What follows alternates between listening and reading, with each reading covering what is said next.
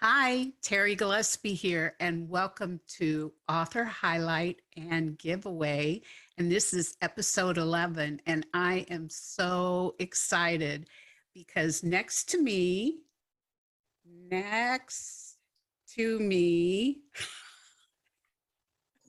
is Cynthia Ruchti. But before we get to talking with Cynthia, I just wanted to remind everybody to like, comment, and share this video. And if you subscribe, it's going to have special benefits, especially today. So welcome, Cynthia. Thank you so much, Terri. It's always great to talk to you. And it's always great to talk about books. Yes. That's how we met. Mm-hmm. That's how we first met and built that friendship. And in fact, we were working on each other's words even in that precious critique group that was so much fun. It was, how long ago was that? It had to have been 12 years, maybe? Yeah. Something like that. Yeah. Well, it was very meaningful for me as well. And for me. So how, I think what I would love to do is tell people, if people have not read any of Cynthia's books, you need to read Cynthia's books. They are deep, they go very deep, and you're going to come away a better person, whether it's fiction or nonfiction. Thank you. So here's a little bio. Cynthia Ruchti tells stories hemmed in hope.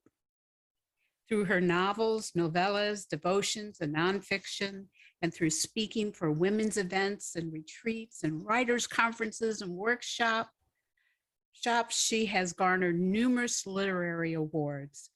And she serves as Professional Relations Liaison for the American Christian Fiction Writers, and somehow finds time to agent for Books and Such literary management. She and her husband live Wonder Hubby, which you now know. I now know. She and her husband live in the heart of Wisconsin, not far from their 3 children and 6 grandchildren. Cynthia, how can viewers and readers stay in touch with you? One of the best ways, and a lot of authors will say this, but one of the best ways is through signing up to receive their newsletter.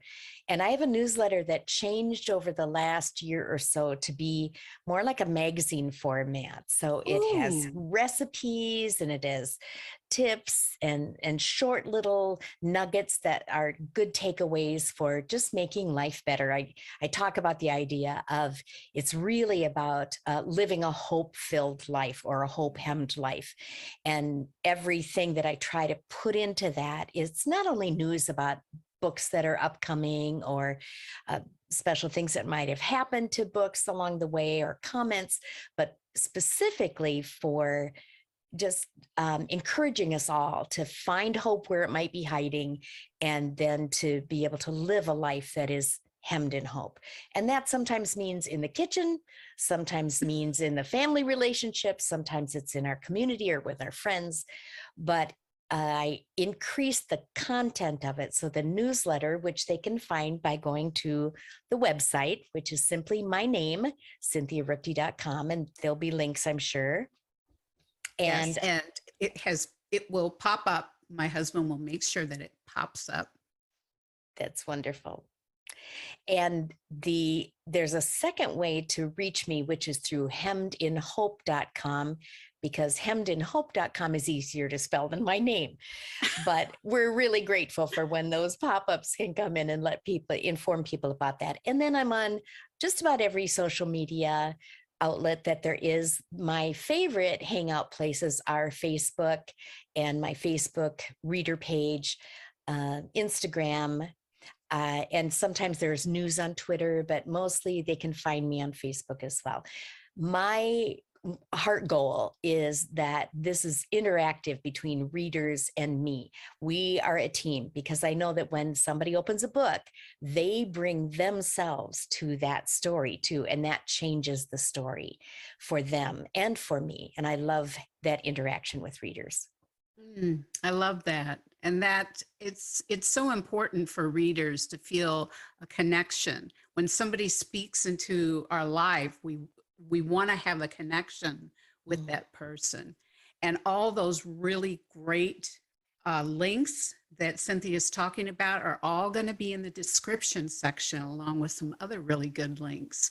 So be sure and scroll down there and take a look at that. And when you're on your way down, if that little subscribe button is still red, I sure would appreciate it if you'd press that. And the little dingy bell that comes up, click that too, and you won't miss any of the episodes, the book pre-reviews, book reviews, and the author highlights, which are wonderful, as you can see so far with our And Cynthia. like and comment, because the comments really do mean a lot. And Yes. I'll get to see those comments too. And if you have questions about anything, then both Terri and I can be able to comment back if we need to on that, or if it's required or requested. Exactly. So there's that interaction again that's so important. So in the November author highlight blog, I have a lot of really good information about Cynthia's book, Facing the Dawn, which you can see in the background. So be sure and check out the blog and enter the giveaway there. And the link is also below. And Cynthia, I have to tell you, I was so touched by Mara's story.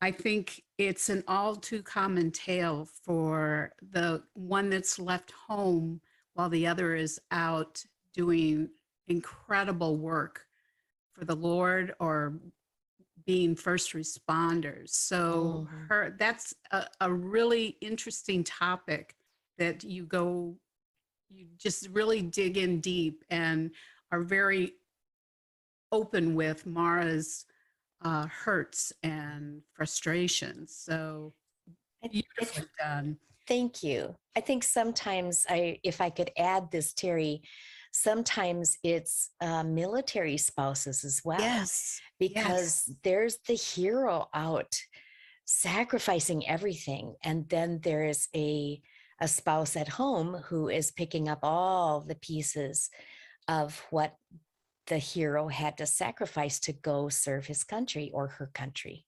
Yes. So there are two heroes involved. It's just one gets more noticed than the other. So true. So true. Well, I thought it would be nice for our viewers if you read an excerpt from Facing the Dawn. Would you do that for us? I'd be happy to do that. It starts out, it doesn't need explanation, but it starts out in a way that too many of us may be familiar with. He held the paper, the indictment against her, 6 inches from his face, which made him look like a blank sheet with bushy hair. Mara Jacobs, he asked, his voice the texture of a coconut husk. You know what your name means, don't you? Oh, I know. It's a hobby of mine, anthroponymastics. Mara shifted in the armless chair, her hands safely tucked under her thighs where they had no hope of fidgeting. Nothing could fidget under the weight of her. And he added without yet making eye contact, etymology, of course. Of course. The principal's office at her age. He lowered the sheet of paper, but his face was just as blank. In antiquity, the meaning of the name Mara was bitter. And in modern America, the meaning of Mara is bitter. His smile needed a crutch or a cane. Thanks for pointing that out, Principal Slacker. Schlachter, Northern German, occupational name for a. Mara folded her hands in her lap, convinced her daughter's sass may have had origins in her side of the family after all. Yes, I find this all fascinating, Mara said. Truthfully, she found nothing fascinating these days. He didn't need to know that. Principal Schlachter, less than a year into his job and already balding in spots, curled two corners of the paper. Occupational name for a slaughterer of animals. He smoothed the curls and asked, "What do they call you for short? Mar?" Mara resisted the urge to make a spitball out of her gum. He was trying to make small talk. He just wasn't very good at it. My mom told people Dad wanted to name me Budgie. Still no measurable expression. Or Chunkadunk. Said he wanted something unique. But that's not something her dad would have done. So much for small talk. Well, Ms. Jacobs, the reason I asked you here is to discuss school treats. A warm rush started at her scalp and exited through her toenails. School treats, it could have been so much worse. Expulsion of one of her kids. Pick a kid, any kid. Chelsea caught making out behind the bleachers again. Smoking behind the bleachers again. Pregnant behind the bleachers again. Library fines to rival the national debt. Dylan, 3 credits shy of graduating in May, which meant he wouldn't move out ever. No, the issue was school treats. That she could handle. What about them, Mr. Schlachter? We'd like you not to send any. Excuse me? Some of the other parents feel it would be best if you use your gifts in some other way. Mara mentally apologized to every child she'd ever chided for bad-mouthing the principals of the world. She would have been one, maybe, a principal, if calculus hadn't kicked her sophomore derriere, made her rethink teaching as a life goal, and redirected her toward other pursuits. Graphic design seemed like a fair trade. Now she was 20 years post-college graduation, and it had been 18 years since she designed anything more rewarding than a fundraising poster or two.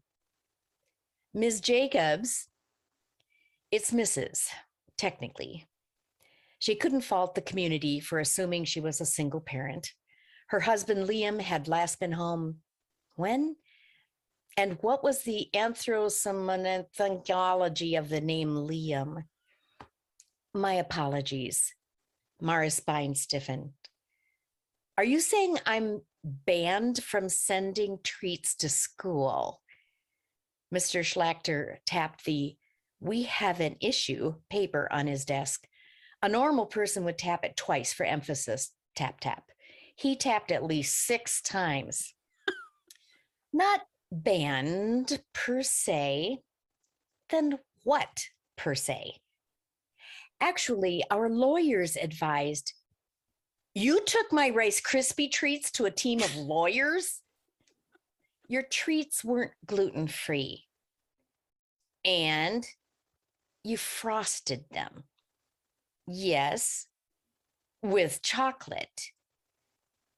Yum. And sprinkled them with crushed peanuts, but I also labeled them with their ingredients and brought fresh fruit for those allergic to peanuts or gluten or... Yes, but... Mara loosened her grip on her last nerve. Oh, please go on.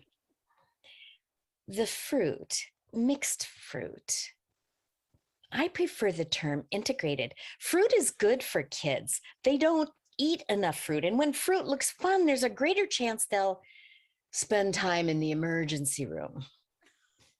The principal player in the room leaned back in his plush office chair and crossed his arms. Mara leaned forward. I'm sorry, did you say emergency room? Did I miss an apple seed or something? No need to grow hostile, Mrs. Jacobs. He picked up a pen and wrote something on the paper. Why was she arguing? Being banned from school snacks was not a death sentence. It would remove one normally uncomfortable, last-minute, stress-producing task from her to-do list. She'd long abandoned the term to-do list. Actually, it was more like a tome.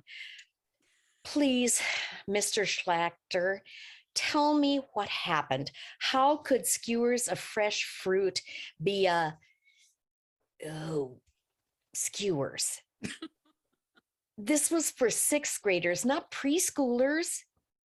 A growling sigh from the other side of the desk told her the point she tried to make was duller than a fruit skewer. When sword fights erupt in the classroom, Ms. Jacobs, the age of the child makes little difference. Couldn't the teacher have slid the fruit off the skewers ahead of time if she was concerned? Oh, if that were the only issue, Mr. Schlachter replied, eyeing his smartphone as eager as she was to end the conversation. There's the matter of the pineapple. Pineapple. It's clearly on the updated list of potential food allergies. What list? He clasped his hands together and plopped them on his desk, a move uniquely suited to the sour look on his face. The list your Jeremy took home last week, as did all the students. Last week. Yes. And Jeremy's birthday was 2 weeks earlier. I was only a week late with his birthday treat, so that was still a week before the message came home to the parents. Let's just cut to the bottom line, shall we? Oh, could we? Yes, let's shall. Mara chose silence rather than the responses roiling through her brain. She couldn't afford any more time praying for forgiveness today. She already owed the Lord an explanation for her attitude toward Liam after he'd called last night. Oh, drilled another well, did you? Made a village dance around you as if worshiping the one who makes water. And yes, that's what I meant. So happy for them, Liam, and for you. Another humanitarian award in the works, I'm sure. Now, can we talk for a minute about our hot water heater? There's a puddle under it that losing the connection? Yeah, talk to you next week then, absent one. Yes. She and God Almighty had a few things to talk about. A is for attitude.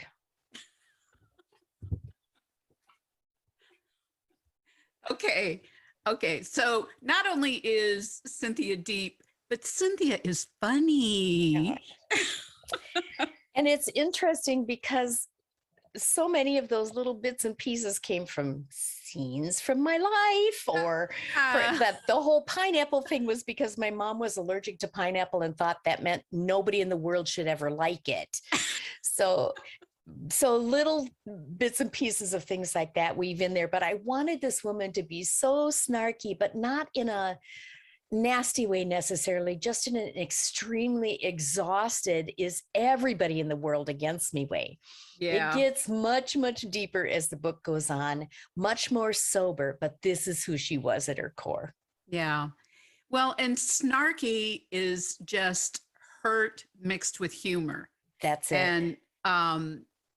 And I, as you know, I can snark with the best of them as well. So I got Mara, totally got Mara.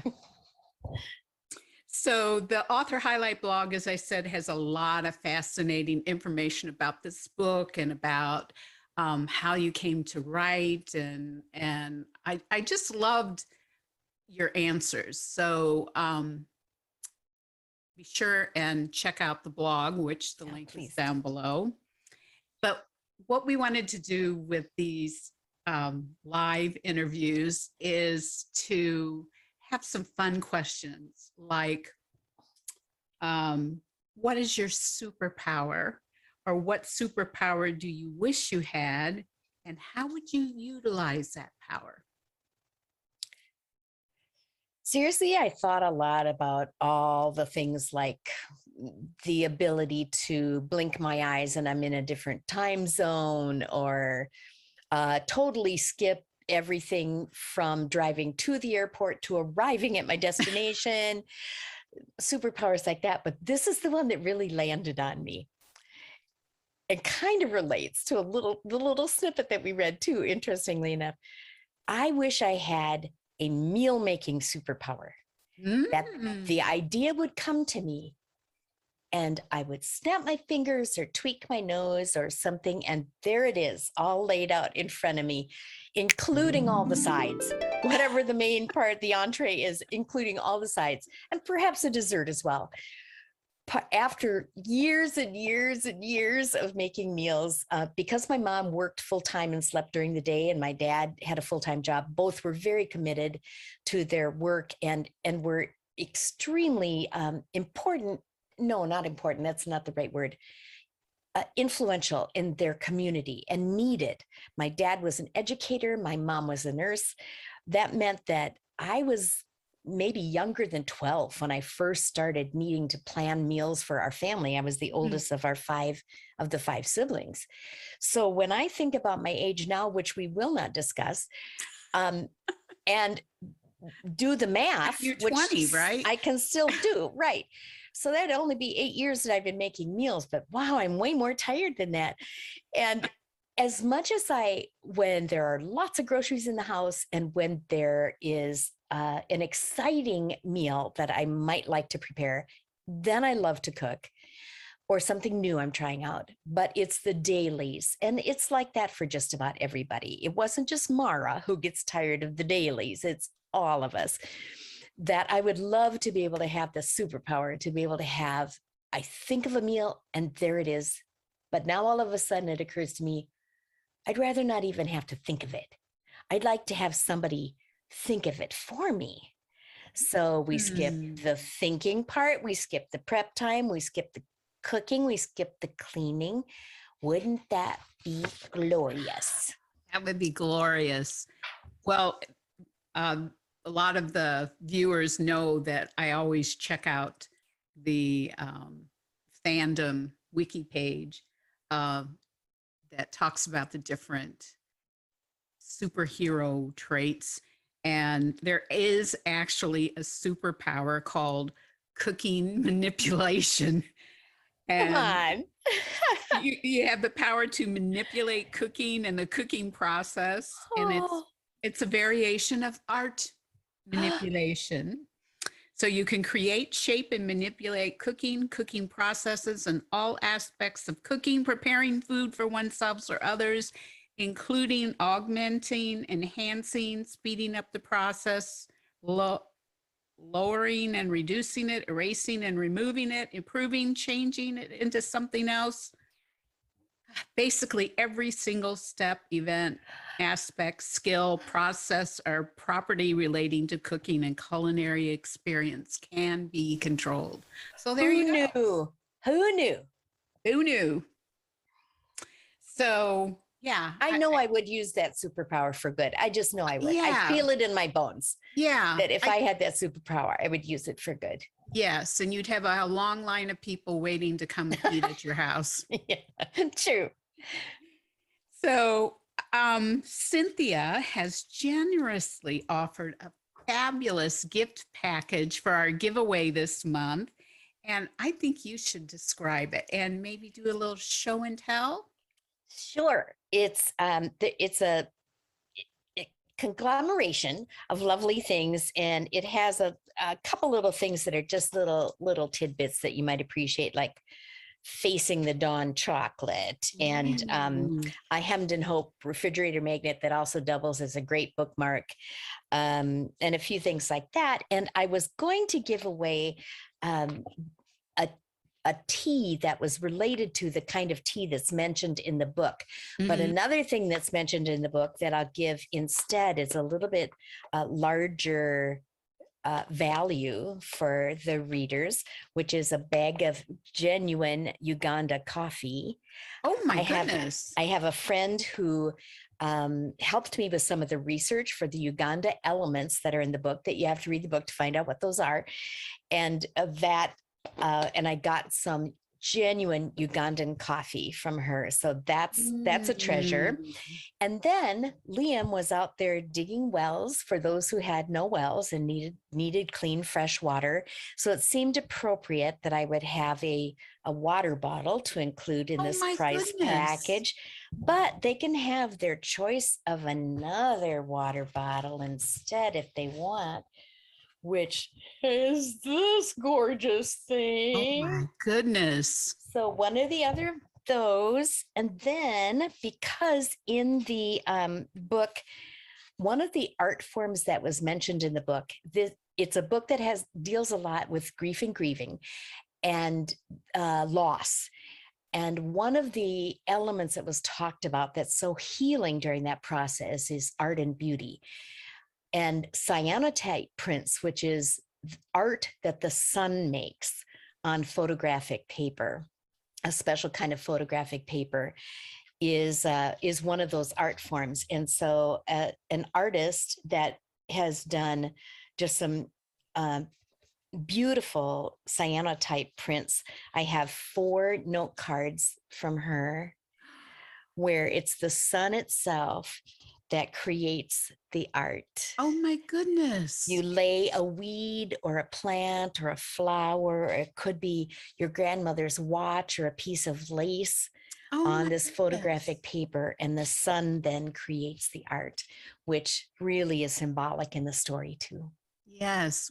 Well, when I read that portion of the book, I was trying to imagine what that would look like. Somehow I didn't imagine it so colorful. I thought it would be kind of Black and white. or like a patina, like a golden. So that is absolutely gorgeous. And a copy of your book as well. And a copy of the book signed. And that would be just the 48 contiguous United States, just because of shipping costs Yes. and shipping timing right now. Exactly. So, you know, I especially with the Ugandan coffee, my husband may sneak his name in there. So I'm sure everybody wants to know how they can enter. And it's really very simple. If you like this video, and that means down below, not on the social media, but down below, make a comment, ask, and as Cynthia said, if you have any questions or comments that you would like her to respond to, feel free to do that. Or me, I'll be happy to answer any question, well, most of any question. And also like the video, then you get an entry. If you share the video, you get another entry. Another one. And then if you subscribe and hit that little bell, then you get 2 extra entries. And then if you go over to the blog, which the link is down below, and you make a comment there, you also get another entry. And if you subscribe to my newsletter, you get 2 free little downloadable gifts and you get another entry. So that's 6 entries. So, and we've had watchers, viewers actually have 6 entries in the giveaway. It just makes sense. Yeah. And also, if you're already a subscriber, you also get the extra 2. As long as you comment. If you don't comment, I won't know. So you have to comment. And let's see. Well, Cynthia, do you have any other final words of wisdom that you want to leave our viewers? We touched on it just a little bit at the beginning when we first started to talk, but it's that concept that my tagline is, I can't unravel, I'm hemmed in hope. I think that there are a lot of people these days who, for one reason or another, feel like they're right on that verge of the unraveling part of it. And so I often like to remind people, you don't shy away from books at a time that you feel like that. And don't shy away from God's word either, because that is where the hope is found. And the hope is what will help keep you from unraveling. Very wise, very wise. When we're feeling so overwhelmed, knowing that this too shall pass is so important, that hope. So, yes. And it's in those tragic and frustrating situations that we need the hope. Mhm. Absolutely. So Thank true. you. So thanks for watching the 11th episode, which means the next episode will celebrate my first year of author highlight videos. And just a reminder, in the description section, I'll have the links to Cynthia's information. And don't forget to watch the book trailer too. And as always, both Cynthia and I would appreciate the likes and the subscribes and the follows on our social media, which are going to be popping up right now as we speak. And I wanted to mention that next month, the Author Highlight blog and YouTube interview will feature award-winning author Natalie Walters. So thanks again, everybody. God bless and Keep reading.